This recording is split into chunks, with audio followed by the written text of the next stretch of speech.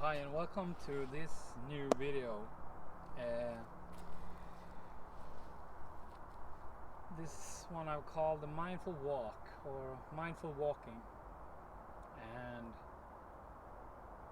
it's um, it's something I've been guided to do more in my life, and I think every person probably would benefit of practicing more of a mindful walk, also called maybe the Zen walk, or you know, walking presently. I don't know if that's a word, but being present when walking. And I guess there is a lot of different variation how we can do this and stuff. And but I want to share just some thoughts on it. And I think most of you can relate when we say that our mind is pretty chatty or active, and it seems to never stop many times. I think many times when I go for a walk, I might have the intention to be present or whatever, and suddenly I find myself being caught up in what happened yesterday, or what I'm gonna do later today, or planning my life or something. And it's kind of scary to let go. Our ego mind, or our ego mind is in very need of control. And if we are present, we're very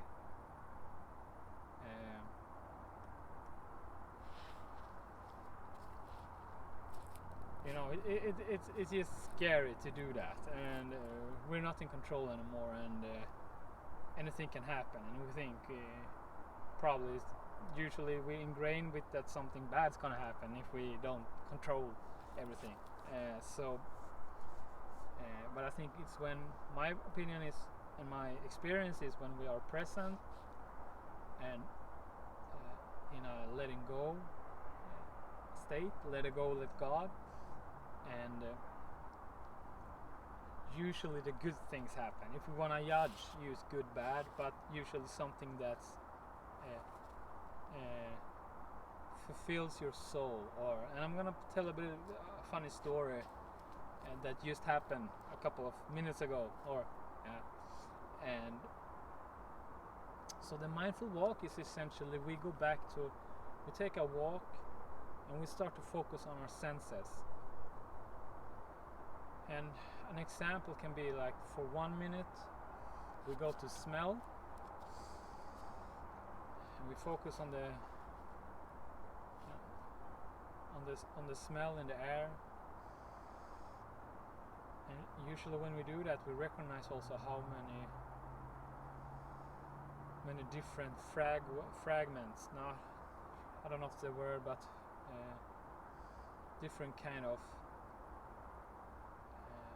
smells are around us always, that we're not paying attention to. And maybe after 1 minute we go to sight. We might be present with all the colors and all the different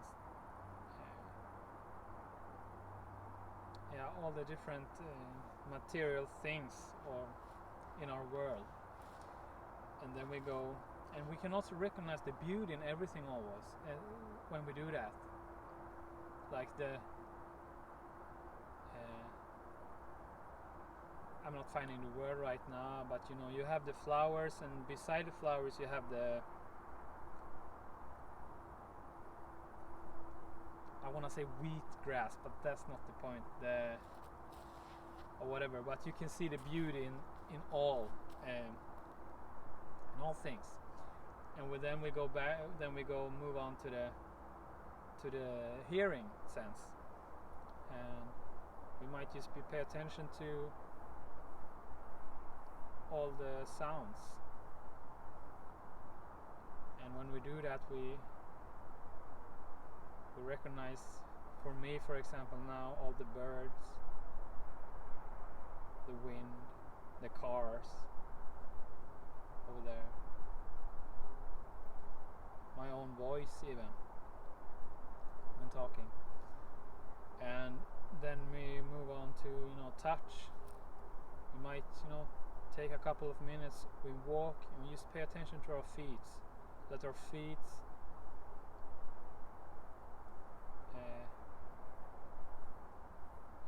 let the the sense of our feet is touching the ground, just and when we do this, it's it's such a liberating practice. We come back to the present, we could become grounded again with our Mother Earth, and we feel at home. I would say we feel yeah, that's the word I would say. And usually emotions like joy and peace seems to run through our bodies when we become present, because we come in line with our true identity, that which is, yeah. and it's very very beautiful practice. And yeah, as I said, I've been guided to practice that more, and I did it. And now this is a little funny story relating to this video. I had a spot that I was thinking about to shoot this video, and walking there I was practicing mindful walking very intentionally, and I was paying attention to all my senses, and I was very very present. And there I was, and when I come to the spot, I look up. There's a guy sitting there already,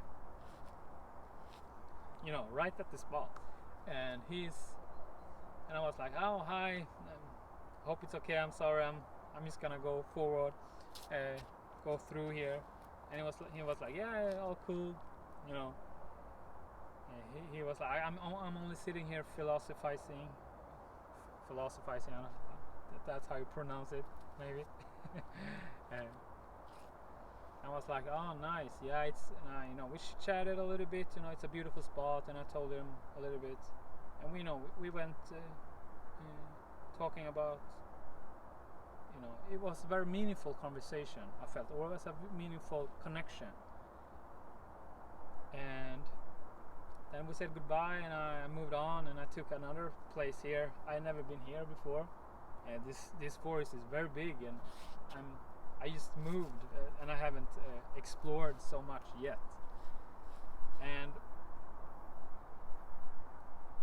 And my point was that when we are present, usually those synchronicities, those unexpected, benevolent, beautiful, fulfilling things seems to happen. And that's where if we can rest in that, it's much more okay to surrender the future, or because it always happens for me,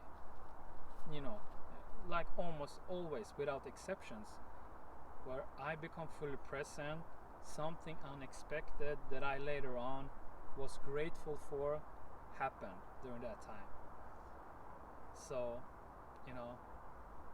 it's a saying that the best planning for the future is to be present, and I love that, and that seems to be my my experience also.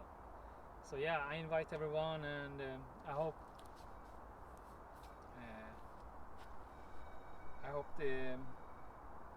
this video made sense, and see you in the next one. Okay, thank you, goodbye.